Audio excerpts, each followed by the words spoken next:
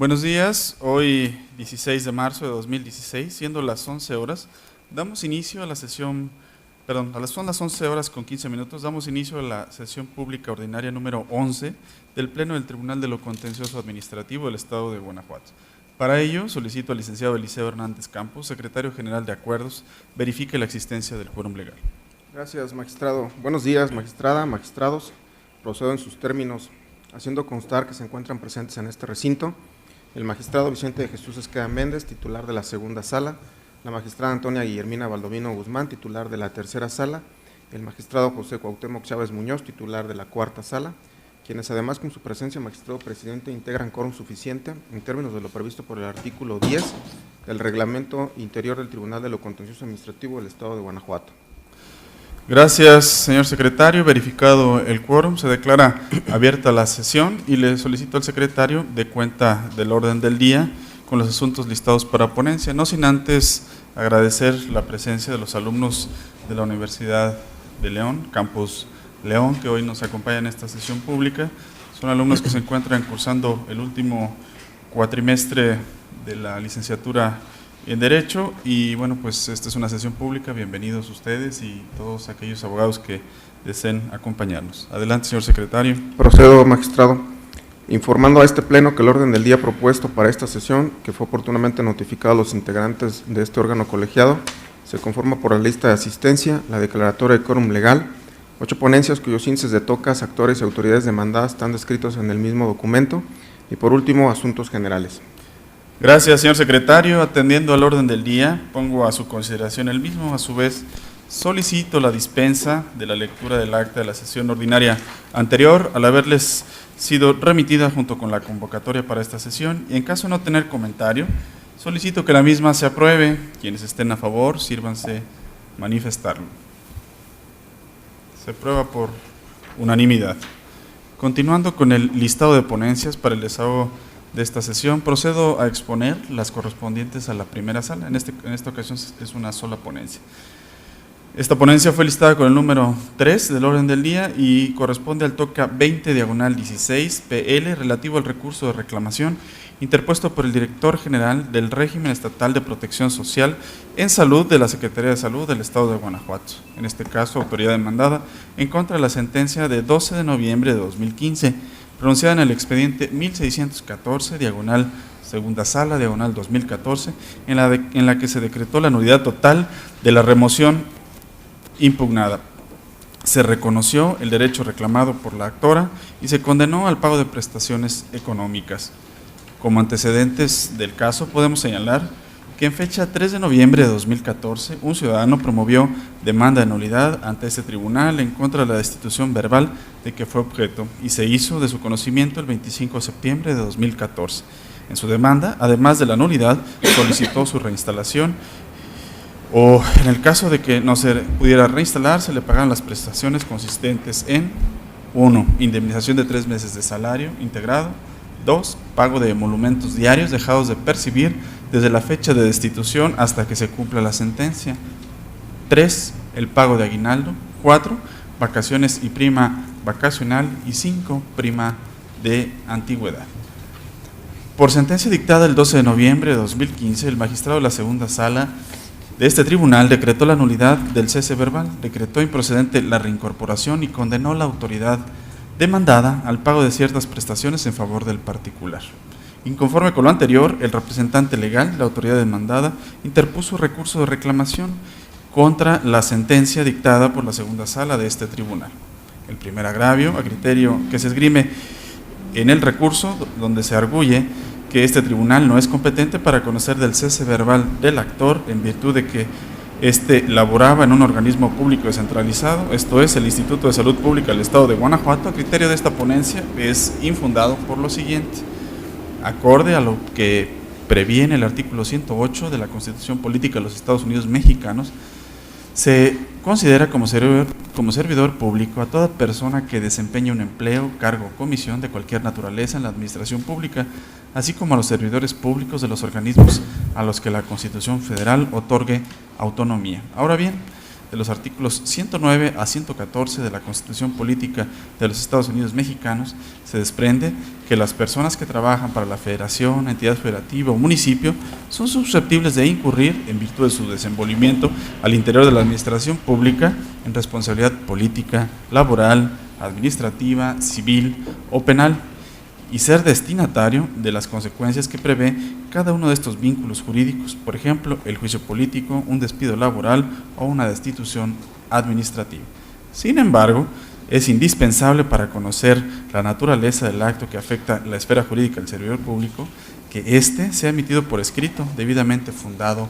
y motivado. Así, de los preceptos legales plasmados en el acto privativo o de molestia, se concluirá la naturaleza de la responsabilidad que se le está imputando al servidor público. Esto es, puede ser administrativa, laboral, política, etc. Por lo tanto, si un servidor público al servicio del Estado es separado de su cargo de manera verbal, es lógico inferir que se ignora el vínculo jurídico al cual responde dicha destitución, ya que, por mayoría de razón, la separación verbal carece de fundamentos y motivos, de tal suerte que este órgano de control de legalidad debe asumir competencia para el conocimiento del asunto que se le plantea, que ciertamente puede obedecer a una destitución administrativa, con fundamento en lo previsto en las fracciones 1 y 3 del artículo 20 de la Ley Orgánica del Tribunal de lo Contencioso Administrativo del Estado de Guanajuato, artículo 17 de la Constitución Política de los Estados Unidos Mexicanos. No es óbice para lo anterior el que el demandante haga alusión en su demanda a prestaciones económicas inherentes a su cargo de servidor público, ya que las mismas podrán, en su caso, ser retribuidas conforme a lo previsto por las fracciones 2 y 3 del artículo 255 del Código de Procedimiento y Justicia Administrativa para el Estado y los municipios de Guanajuato. También es infundado el dicho de la autoridad cuando argumenta que el Instituto de Salud Pública es un organismo descentralizado y por lo tanto no es competencia de este tribunal el conocer del cese de uno de sus servidores, ya que no debe perderse de vista que descentralizar es una técnica de organización jurídica a través de la cual se encomiendan actividades estatales de naturaleza delegable a órganos estructurales separados del aparato central de la administración, a través de un reparto de competencias públicas. En tal virtud, aun y cuando los organismos descentralizados tienen personalidad jurídica, patrimonio propio y gozan de una estructura independiente, son parte integrante de la administración pública en su faceta paraestatal y, por lo tanto, no están exentos de control. Resulta ilustrativo para esto la tesis cuyo rubro señala lo siguiente. Y cito textual: organismos descentralizados forman parte de la administración pública. Hasta aquí la cita. Entonces, en el entendido de que el particular formaba parte de un organismo de la administración pública y también fue objeto de un acto que se ejecutó en su agravio, se considera que este tribunal es competente para conocer de la litis, con apoyo en lo previsto por el artículo 17 de nuestra Constitución Política Federal y del artículo 20, fracciones primera y tercera de la Ley Orgánica que rige a este tribunal. El agravio segundo que esgrime el recurrente se estima infundado en virtud de lo que a continuación se expone. Quien recurre sostiene en su segundo agravio, a grandes rasgos, que existió una errónea valoración del material probatorio, máxime que el actor aportó a su escrito de demanda, documento donde se aprecia su renuncia. El escrito de fecha 1 de octubre de 2015, que obra a foja 9 del expediente de origen, es una copia fotostática simple, la cual carece de valor probatorio, máxime cuando no se encuentra algún otro elemento con el que pueda engarzarse. Por tanto, no se le puede otorgar valor probatorio pleno a su contenido como lo pretende la autoridad demandada. Sirve de sustento a esta determinación la jurisprudencia cuyo título indica, cito textualmente, copias fotostáticas simples, valor probatorio de las cuando se encuentren adminiculadas con otras pruebas. Hasta aquí la cita del rubro de la jurisprudencia. Al carecer de valor la copia fotostática simple, no se acredita el extremo que pretende la parte recurrente, a saber, la renuncia del accionante. Aunado a lo anterior, el acusado sostuvo lo siguiente, cito textualmente: obra en autos el desahogo de la prueba testimonial llevada a cabo en la audiencia que se citó en el tercero de los resultandos de la presente, en la que los testigos coincidieron en señalar que estuvieron presentes el día citado por la parte actora y escucharon al doctor jefe o superior jerárquico del actor despedir verbalmente al contador. Hasta aquí lo señalado en la sentencia. Y contrario a lo que sostiene la parte recurrente en este ocurso, los testigos sí coincidieron en los elementos de tiempo, modo y lugar que el 25 de septiembre de 2014, aproximadamente a las 3 horas, afuera de determinado domicilio, el doctor despidió al demandante en el proceso de origen. Por lo anterior, el agravio se estima infundado, ya que la CU sí valoró correctamente el material de convicción. El agravio tercero, que esgrime el recurrente, donde arguye que al reconocerse la calidad de trabajador de confianza al impetrante, se le debió conceder indemnización correspondiente al pago de 3 meses de salario, así como al pago de 12 días por cada año de servicio prestado, se estima infundado por lo siguiente. Conforme a lo previsto por el artículo 8º de la Ley del Trabajo de los servidores públicos al servicio del Estado y los municipios, la administración pública, entre otras entidades y órganos, podrá establecer, mediante disposiciones de carácter general, una prestación a favor de los trabajadores de confianza al término de la relación laboral, cuyo importe no excederá de 3 meses de salario, más 12 días de salario por cada año de servicio prestado. De la literalidad de la norma puede desprenderse que la intención del legislador no fue prever una facultad discrecional a favor de los poderes ejecutivo, legislativo y judicial, organismos autónomos y municipios, pues eso implicaría que estos ejercieran aquella cuando lo consideren conveniente. La anterior aseveración subyace en el vocablo podrán, inmerso en el texto normativo precitado, el cual no puede entenderse como una previsión o como la previsión de una facultad discrecional concedida a las autoridades administrativas, porque de lo contrario no habría razón lógica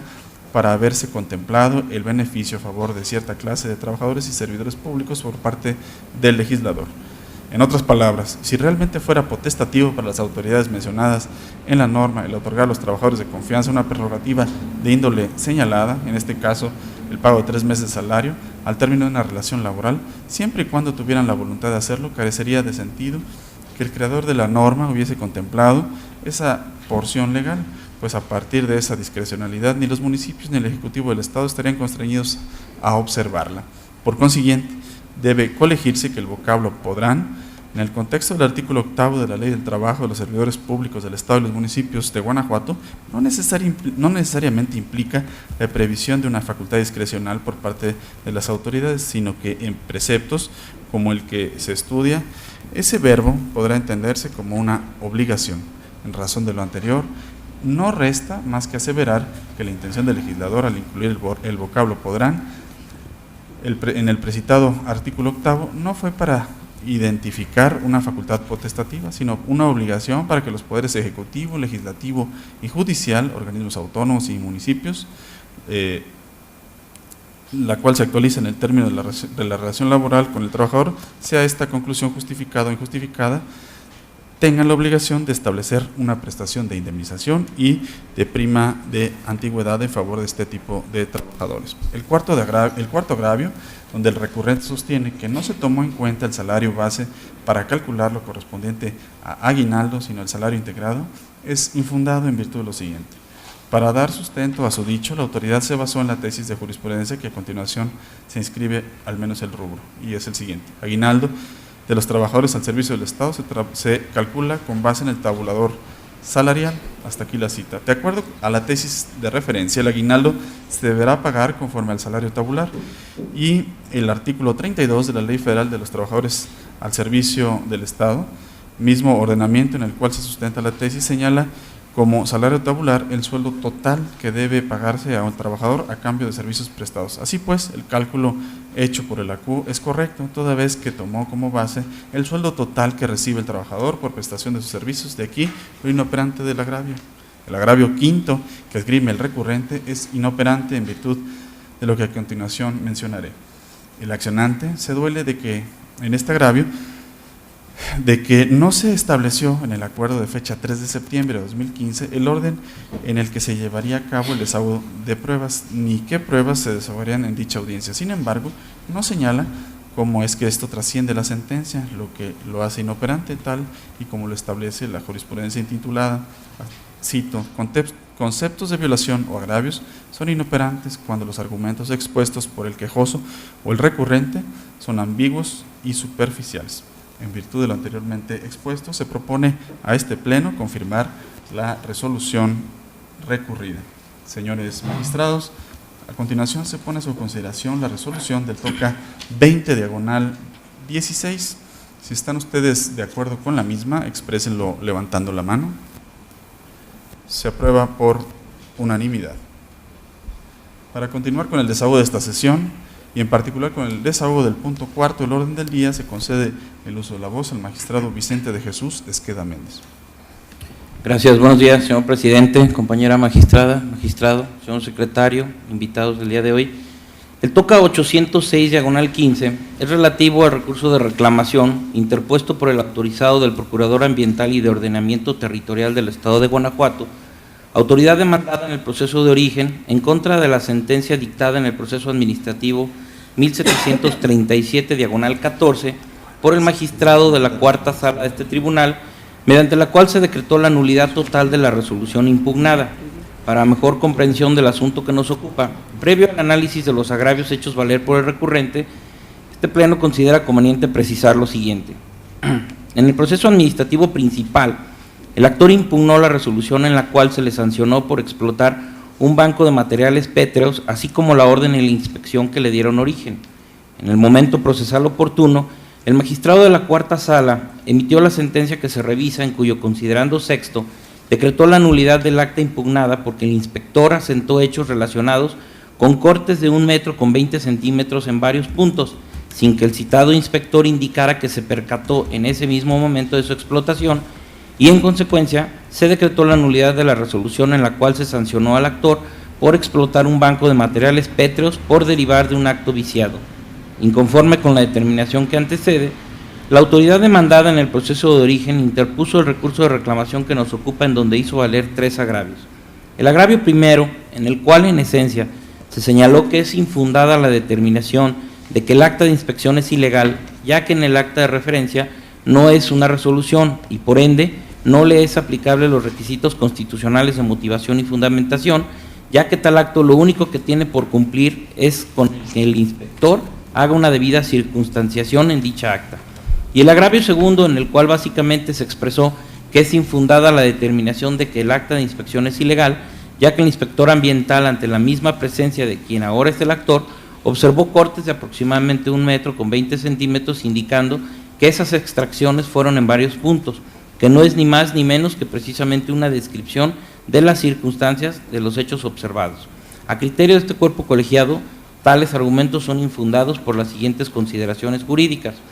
El acta no está debidamente circunstanciada porque el inspector en ninguna parte del acta de visita consignó que haya visto al actor extrayendo el material pétreo. Ahora bien, el hecho de que el inspector ambiental haya observado en el predio del actor cortes de aproximadamente 1 metro con 20 centímetros constituye una presunción de que el actor está extrayendo material pétreo, pero no es suficiente para acreditar que el actor actualizó dicha conducta, ya que para ello se necesitaban pruebas o indicios que robustecieran la citada presunción en términos del artículo 130 del Código de Procedimiento y Justicia Administrativa para el Estado de los municipios de Guanajuato. Esto en atención a que, como se señaló en la sentencia recurrida, se desconoce la fecha en que los cortes en el predio del actor fueron realizados.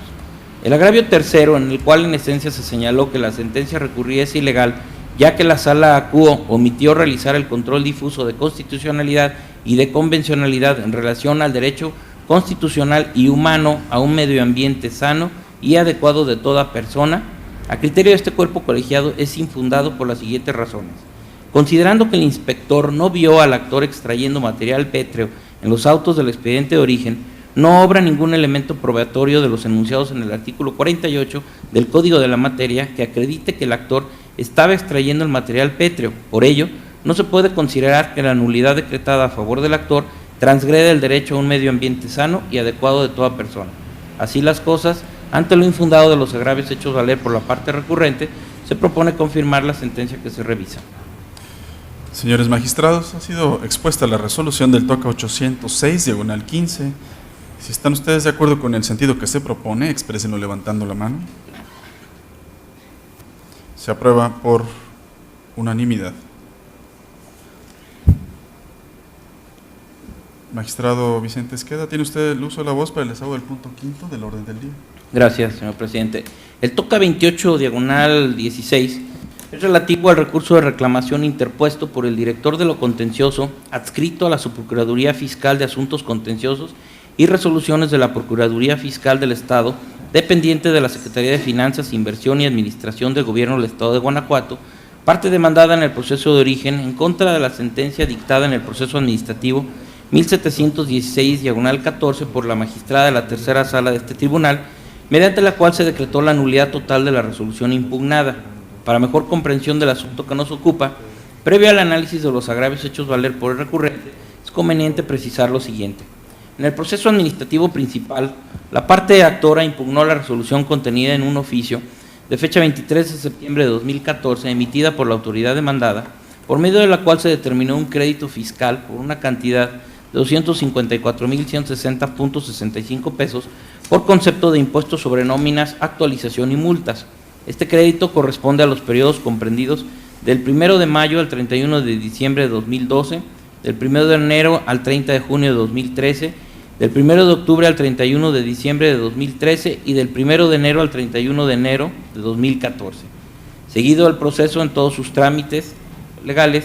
la magistrada de la tercera sala, en el considerando cuarto de la sentencia que se revisa, decretó la nulidad total del acto impugnado porque la autoridad demandada determinó que la actora realizó erogaciones por concepto de salarios durante los periodos revisados. Sin embargo, la autoridad no describió de qué manera se integraban los salarios que tomó en consideración para determinar el crédito fiscal a cargo de la actora, lo que resultaba relevante a fin de considerar debidamente fundada y motivada la resolución controvertida, porque de conformidad con el artículo 4 de la Ley de Hacienda para el Estado de Guanajuato, no todos los pagos realizados por concepto de salarios son objeto de impuestos sobre nóminas. Inconforme con la determinación que antecede, la autoridad y parte demandada en el proceso de origen interpuso el recurso de reclamación que nos ocupa, en donde hizo valer un único agravio, el cual consiste en esencia en que la nulidad es ilegal porque la autoridad hacendaria sí motivó el crédito fiscal impugnado, en tanto que, por ejemplo, en la determinación de la base del impuesto sobre nóminas del 1 al 31 de diciembre de 2012, señaló los conceptos que integraron la base de impuestos sobre nóminas quincenales según balanzas de comprobación de la contribuyente visitada determinada por auditoría, siendo estos los salarios, bonos de despensa, vacaciones, prima vacacional y aguinaldo, mismos que conoció la autoridad en base a los registros contables entregados por la propia parte actora. A juicio de este tribunal en pleno, este argumento es infundado por las siguientes consideraciones jurídicas. El artículo 4 de la Ley de Hacienda para el Estado de Guanajuato señala en lo que interesa que no se causará el impuesto sobre nóminas por las erogaciones que se realicen por concepto de los premios por asistencia y puntualidad, los pagos por tiempo extraordinario, la alimentación y las despensas en dinero o en especie. Ahora bien, la autoridad fiscal determinó la base del impuesto sobre nóminas por un periodo comprendido del 1 de mayo al 31 de diciembre de 2012 en base a 3 cuadros. Sin embargo, la autoridad no consigna en dichos cuadros el motivo por el cual se sumó para la integración de la base del impuesto sobre nóminas el importe del concepto denominado más bono de despensa, cuando el artículo 4, fracciones 9ª y 14ª de la Ley de Hacienda para el Estado de Guanajuato señala que no se causará el impuesto de mérito por las erogaciones que se realicen por conceptos de alimentación y despensas en dinero o en especie. Asimismo, la autoridad no consigna el motivo por el cual se sumó para la integración de la base del impuesto sobre nóminas quincenales el importe denominado más gratificación, cuando el artículo 4, fracción 9ª de la Ley de Hacienda señala que no se causará el impuesto de mérito por las erogaciones que se realicen por conceptos de premios por asistencia y puntualidad. De forma similar, la autoridad fiscal determinó la base del impuesto sobre nóminas por los periodos comprendidos del 1 de enero al 30 de junio de 2013, del 1 de octubre al 31 de diciembre de 2013 y del 1 de enero al 31 de enero de 2014.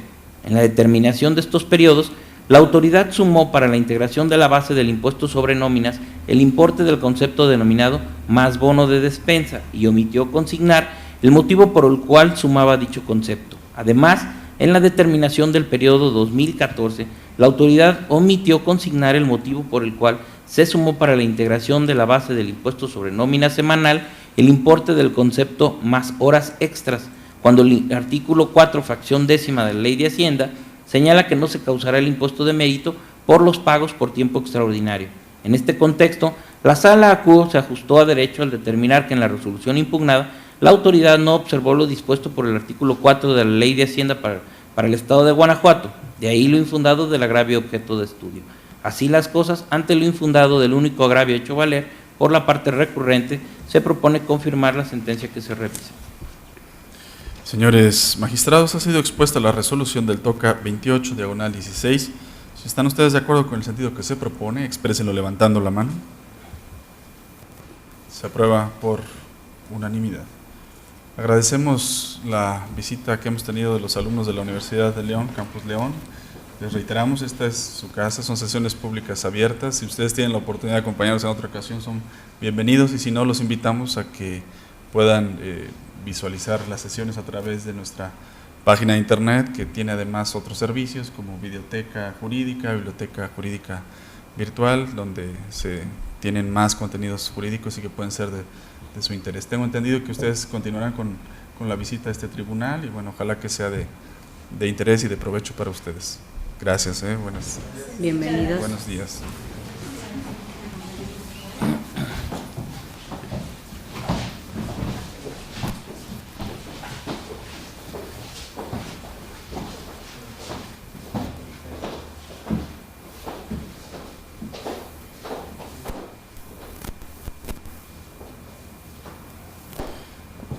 Continuamos con esta sesión y para el desahogo del punto sexto del orden del día se concede el uso de la voz al magistrado Vicente Esquede.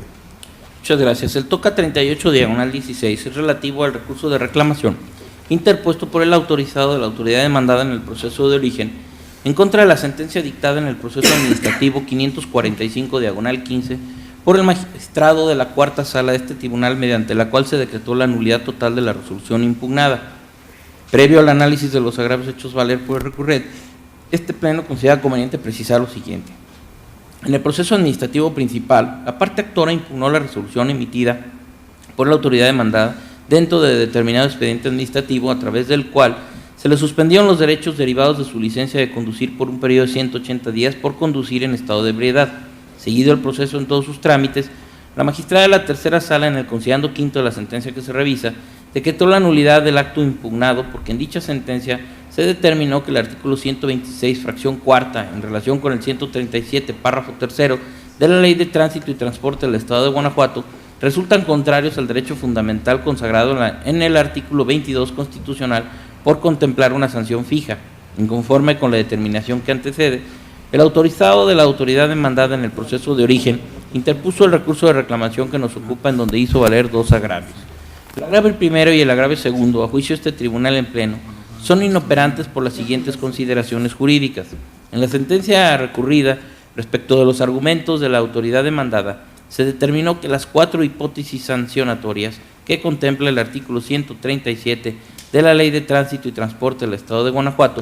resultan individuales entre sí, esto es, que no puede hablarse de una escala de individualización de la sanción entre uno y otro de los supuestos previstos. Así, en el caso que nos ocupa, el recurrente no señaló ni concretó en los agravios que hizo valer razonamiento alguno capaz de destruir los fundamentos y motivos en que se apoyó el acuo para decretar la nulidad, sino que la autoridad recurrente se limitó a manifestar que se dejó de lado la presunción de constitucionalidad de la que gozan los preceptos normativos y reiterar lo expresado en la contestación, en el sentido de que el citado artículo 137, de que del citado artículo 137 se pueden desprender sanciones máxima y mínima, lo cual torna inoperante los argumentos que se analizan. Así las cosas, ante lo inoperante del agravio hecho valer, se propone confirmar la sentencia que se revisa. Señores magistrados, ha sido expuesta la resolución del TOCA 38, diagonal 16. Si están ustedes de acuerdo con el sentido que se propone, exprésenlo levantando la mano. Se aprueba por unanimidad. Continuamos con esta sesión y para el desahogo del punto séptimo del orden del día, se concede el uso de la voz a la magistrada Guillermina Baldovino. Buenos días, compañeros magistrados, secretario general. Esta tercera sala somete a consideración del Pleno el proyecto de resolución del TOCA 51, diagonal 16, que corresponde al recurso de reclamación interpuesto por el promovente del proceso administrativo 23, diagonal tercera sala, diagonal 2006, en contra del acuerdo de fecha 13 de enero de 2016, dictado por el magistrado de la primera sala, en el que desechó la demanda intentada. A manera de preámbulo se señala que el ahora recurrente promovió el proceso de origen en contra de la resolución en la que el director de Inspección del Trabajo de la Secretaría de Gobierno del Estado le impuso una sanción económica por violaciones a la Ley Federal del Trabajo, y que en el acuerdo recurrido la sala determinó que lo procedente era desechar la demanda ante la incompetencia de este tribunal para conocer del asunto planteado. Por un lado, el recurrente sostiene que la sala no debió desechar su demanda porque la resolución impugnada es una manifestación de voluntad de una autoridad de la Administración Pública Estatal en ejercicio de la actividad administrativa que le confiere el artículo 123, apartado A, fracción 31 de la Constitución Federal, en relación con los artículos 523, fracciones primera y sexta, 524, 527-A y 529 de la Ley Federal del Trabajo, no obstante que la ley que rige el procedimiento de inspección emane de una ley federal. Además, el inconforme señala que la autoridad demandada dictó la resolución con fundamento en ordenamientos que únicamente son aplicables en el Estado de Guanajuato. También refiere que en razón de territorio, este tribunal es competente para conocer la controversia planteada porque las facultades al tenor de las cuales se emitió la resolución impugnada emanan del espacio dentro del cual pueden ser ejercidas. Los argumentos referidos son inoperantes porque su finalidad es obtener de este órgano jurisdiccional una declaratoria que no le es factible realizar en términos del artículo 217 de la Ley de Amparo, pues al existir jurisprudencia aplicable al tema planteado y por ende obligatoria para este órgano colegiado, no es posible apartarse de ella.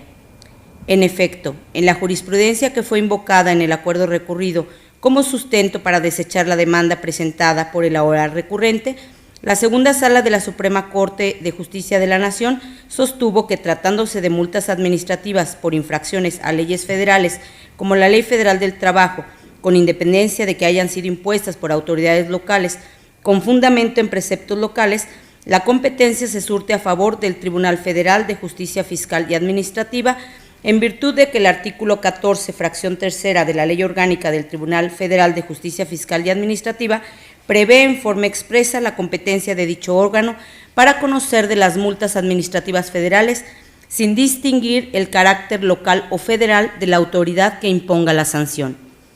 La jurisprudencia en comento es de rubro, y lo cito, multa por infracciones a disposiciones administrativas federales. En su contra procede el juicio contencioso administrativo ante el Tribunal Federal de Justicia Fiscal y Administrativa, incluso si se contiene en ordenamientos laborales y la impone una autoridad local. Hasta aquí la cita. Ahora bien, el sentido rector del criterio precitado es plenamente aplicable al caso concreto, pues de la ejecutoria que dirimió la contradicción de tesis 387/2014 y de la cual derivó la citada jurisprudencia, se advierte que los actos reclamados en los juicios que originaron las ejecutorias pronunciadas por los tribunales colegiados de circuito contendientes consistieron en multas administrativas por infracción a leyes federales impuestas por autoridades locales, a saber, la directora del Trabajo y Previsión Social del Estado de Sinaloa, con fundamento en preceptos normativos de esa entidad federativa. Y en el caso que se analiza, se trata de una resolución emitida por el director de Inspección del Trabajo de la Secretaría de Gobierno del Estado de Guanajuato, en la que también se impuso una sanción económica por violaciones a la Ley Federal del Trabajo y con apoyo también en normas jurídicas locales. Consecuentemente, resultan inoperantes los disentimientos en cuestión y, por ende, innecesario su análisis, porque en relación al tema planteado en la disconformidad, existe jurisprudencia definida que resulta obligatoria en su observancia y aplicación para este órgano jurisdiccional colegiado, la cual constriñe a resolver en el mismo sentido fijado en la jurisprudencia multicitada, máxime que con la aplicación de ésta se da respuesta en forma integral a lo alegado. Asimismo, el recurrente sostiene que en la resolución impugnada no se señaló el medio de defensa procedente, lo que vulneró su derecho de acceso a la justicia previsto en los artículos 1 y 17 de la Constitución Política de los Estados Unidos Mexicanos, así como el artículo 25 de la Convención Americana sobre Derechos Humanos. También refiere que, de acuerdo con el criterio de la primera sala, la autoridad demandada debió aplicar la Ley Federal de Procedimiento Administrativo, así como la Ley Federal de Procedimiento Contencioso Administrativo, y no como indebidamente lo hizo, con fundamento en leyes que son estrictamente aplicables en el Estado de Guanajuato, razón por la cual el promovente estima que lo procedente es decretar la nulidad de la resolución impugnada por sustentarse en leyes inaplicables. Los disentimientos anteriores también son inoperantes porque no están dirigidos a desvirtuar las consideraciones por las cuales la sala desechó la demanda, sino a evidenciar la ilegalidad de la resolución impugnada. En consecuencia, tales disentimientos no son aptos para revocar el acuerdo recurrido, habida cuenta que cuestionan un tema que no es materia de este recurso de reclamación, de ahí su inoperancia. Además, a fin de garantizar el pleno acceso a la Administración de Justicia del promovente, de conformidad con lo previsto en el artículo 17 de la Constitución Política de los Estados Unidos Mexicanos, así como el artículo 25 de la Convención Americana sobre Derechos Humanos, se propone encauzar la pretensión del promovente y remitir los autos del proceso de origen a la Sala Regional del Centro Tercero del Tribunal Federal de Justicia Fiscal y Administrativa, por ser el órgano jurisdiccional competente, material y territorialmente para dirimir la controversia planteada. Por tanto, ante la ineficacia de los agravios hechos valer, a criterio de esta ponencia, se propone confirmar el acuerdo dictado por la primera sala. Señores magistrados, ha sido expuesta la resolución del TOCA 51/16. Si están ustedes de acuerdo con el sentido propuesto, exprésenlo levantando la mano. Se aprueba por unanimidad. Para el desahogo del punto octavo del orden del día, se concede el uso de la voz al magistrado José Cuauhtémoc Chávez Muñoz. Muchas gracias, magistrado presidente. Buenos días, de nueva cuenta, magistrada, magistrados, secretario. Me permito iniciar las ponencias correspondientes a la cuarta sala. Inicio con el TOCA 736/15, relativo al recurso de reclamación interpuesto por la autorizada del director de quejas, denuncias y responsabilidad patrimonial adscrito a la Dirección General de Asuntos Jurídicos de la Secretaría de Transparencia y Rendición de Cuentas del Gobierno del Estado de Guanajuato. Autoridad demandada en contra de la sentencia de fecha 14 de septiembre de 2015, emitida por la magistrada de la tercera sala de este tribunal en el proceso administrativo número 1107/14. Les comparto los antecedentes siguientes. En el proceso administrativo principal, el actor impugnó la resolución de fecha 3 de junio del 2014, emitida dentro del procedimiento de responsabilidad administrativa PRA 451/2012 por el director de quejas, denuncias y responsabilidad patrimonial de la Secretaría referida. Seguido el proceso administrativo principal en todos sus trámites legales, la magistrada de la tercera sala de este tribunal declaró la nulidad de la resolución impugnada, al encontrarse indebidamente fundada y motivada por dos razones. La primera, porque en dicha resolución no se desprenden razonamientos tendientes a acreditar si la promovente tenía dentro de sus funciones la de constatar la información contenida en los vales de biológico de una unidad diversa a la que está adscrita. Y la segunda, porque tampoco se precisó el agravio o perjuicio resentido por la colectividad. Inconforme con la determinación que antecede, la autoridad demandada interpuso el recurso de reclamación que nos ocupa, en donde hizo valer un único agravio, el cual a juicio de esta ponencia resultó ser inoperante, para revocar o modificar la sentencia materia de revisión. Ello es así, en virtud de que las manifestaciones vertidas por la recurrente no logran desvirtuar todos y cada uno de los razonamientos que llevaron a la magistrada resolutora a determinar la ilegalidad de la resolución impugnada. Se afirma lo anterior porque si, como se precisó anteriormente, fueron las consideraciones jurídicas empleadas por la CUO, que en dicha resolución no se desprende razonamientos tendientes a acreditar si la promovente tenía dentro de sus funciones la de constatar la información contenida en los vales de biológico de una unidad diversa a la que está adscrita, y que tampoco se precisó el agravio y perjuicio resentido por la colectividad. Consideraciones que por sí solas son suficientes para considerar como indebidamente fundada y motivada la resolución impugnada, y en consecuencia declarar su nulidad, y el único agravio, quien recurre, solamente pretende desvirtuar la primera de ellas. Entonces es de concluirse que estamos ante argumentos non sequitur, pues aun y cuando le asistiera la razón a la recurrente, ello no tendría la fuerza suficiente para obtener una declaratoria de revocación o modificación de la sentencia que se revisa, dado que seguiría rigiendo la segunda consideración. Soporta la anterior determinación la jurisprudencia que se aplica por analogía sustentada por el segundo Tribunal Colegiado de Circuito, que reza: agravios en la revisión fiscal deben desvirtuar todos los argumentos de la sentencia recurrida. También apoya la anterior determinación la tesis aislada que se aplica por analogía sustentada por la tercera sala de la Suprema Corte de Justicia de la Nación de fecha de agosto del 91, que lleva por rubro agravios inoperantes. Son aquellos que no combaten todas las condiciones contenidas en la sentencia recurrida. No se debe perder de vista que la resolución impugnada, la conducta imputada a la servidora pública fue la de deficiencia en el servicio, al no verificar la información contenida en el vale biológico número 205, de fecha 24 de noviembre del año 2011, en el que se entregaba a la UMAP San Roque 3 frascos de 3 dosis de biológico triple viral, cuando correspondían frascos de 10 dosis.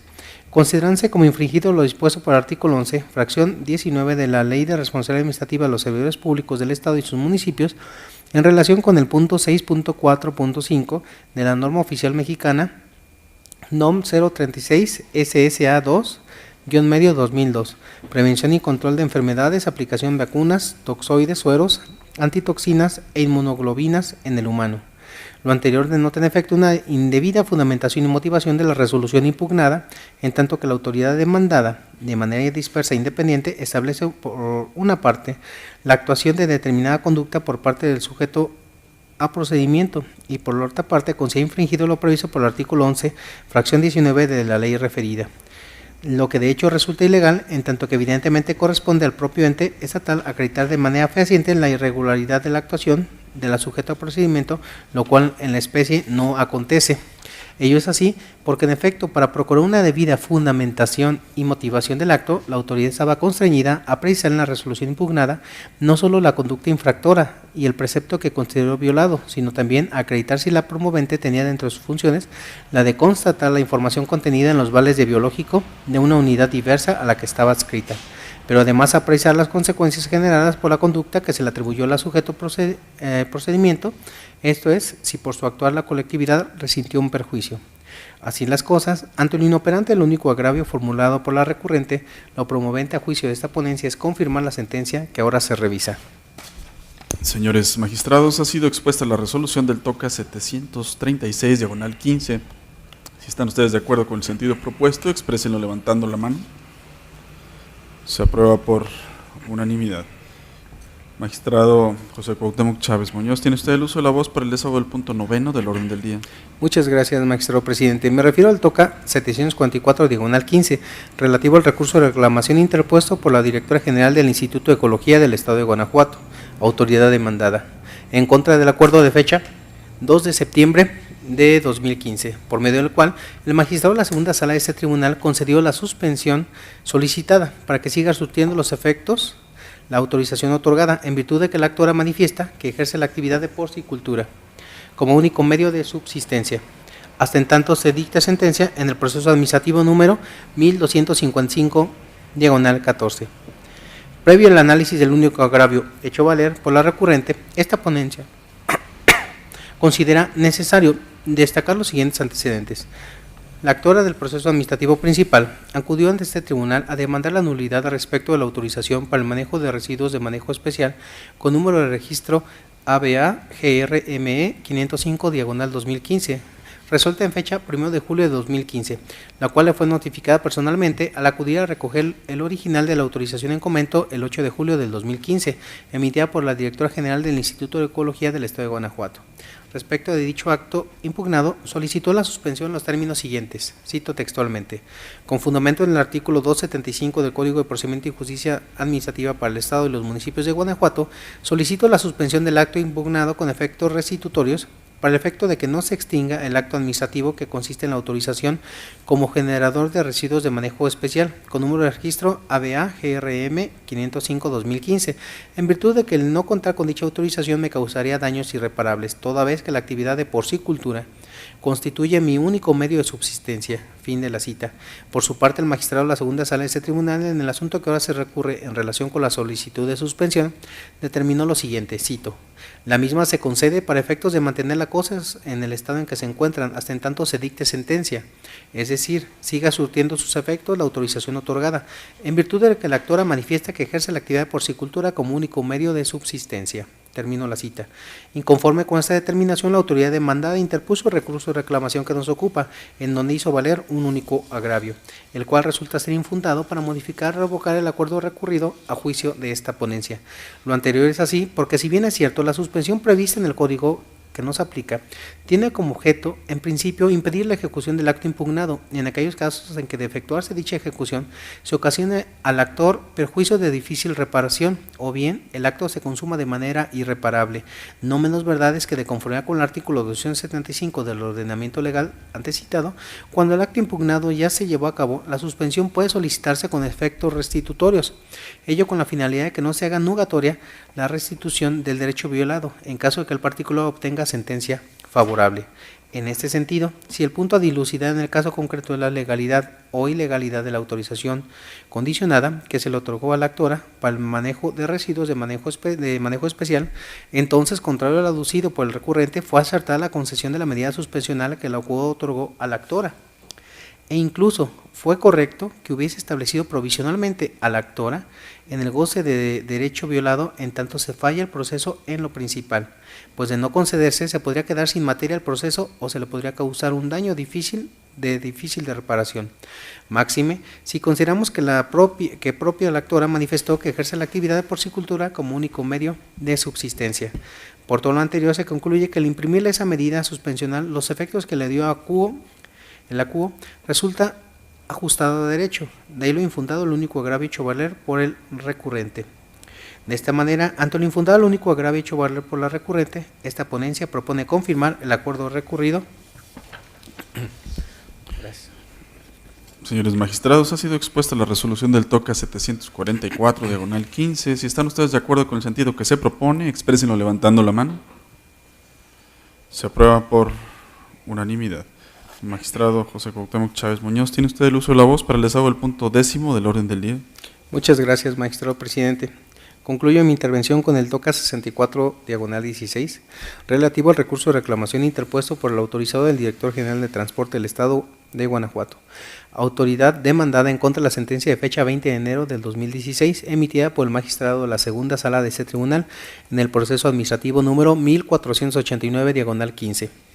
Para la mejor comprensión del asunto que nos ocupa, esta ponencia, previo al análisis de los dos agravios que hizo valer el recurrente, considera conveniente precisar lo siguiente. En el proceso administrativo principal, la actora impugnó los siguientes actos: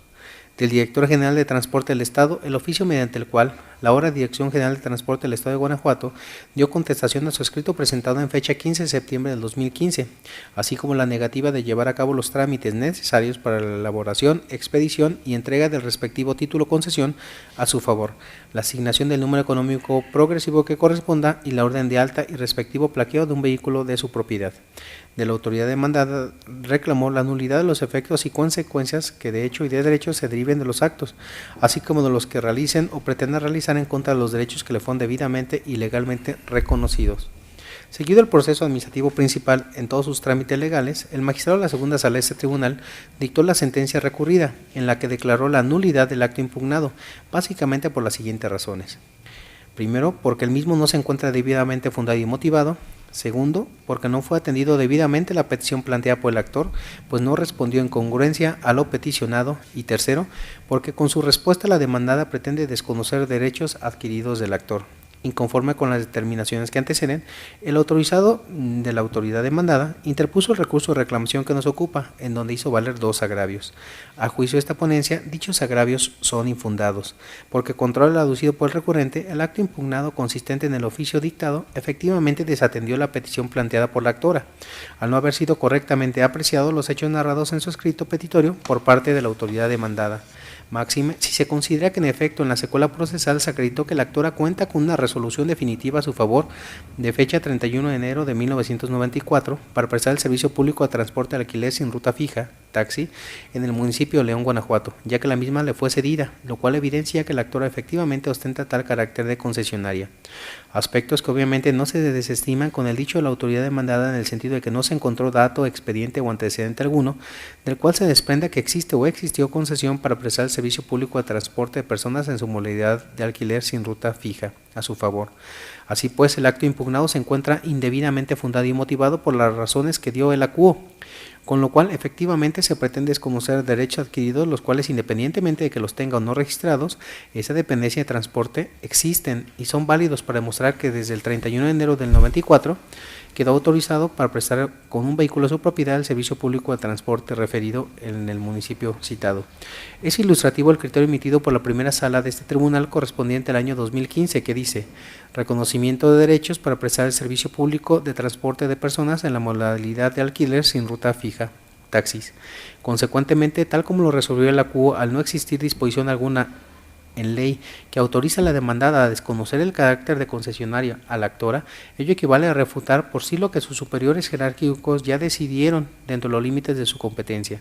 siendo que es requisito fundamental por mandato constitucional y legal que en la emisión de un acto administrativo debe existir adecuación entre los motivos aducidos y la norma aplicable, y esto no sucede así, toda vez que, como se ha visto, el acto confutado en este asunto se emitió sin contener la fundamentación y motivación debida. Así las cosas, ante lo infundado los agravios hechos valer por la recurrente, lo procedente a juicio de esta ponencia es confirmar la sentencia que ahora se revisa. Señores magistrados, ha sido expuesta la resolución del TOCA 64/16. Si están ustedes de acuerdo o a favor del sentido que se propone, exprésenlo levantando la mano. Se aprueba por unanimidad. Para el desahogo del punto 11º del orden del día, se solicita al señor secretario de cuenta de este pleno con los asuntos generales. Gracias, magistrado. En ese sentido procedo para informar que como primer asunto general se da cuenta al Pleno de la solicitud de afectación presupuestal remitida por la Secretaría Técnica del Consejo Administrativo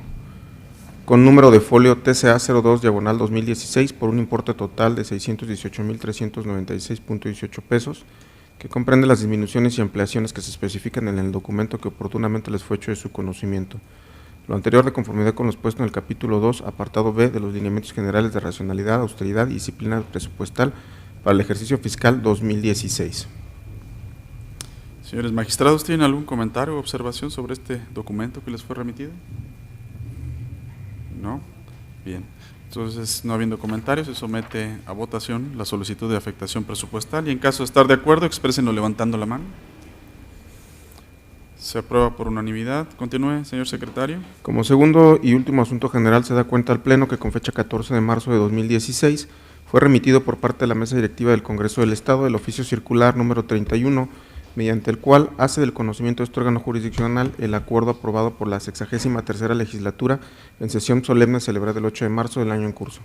en el cual se declara al insigne y estratega don Ignacio Allende y Unzaga como hijo predilecto de Guanajuato, en el marco de los actos de conmemoración del 190 aniversario del nombramiento de San Miguel de Allende como ciudad. Gracias, señor secretario.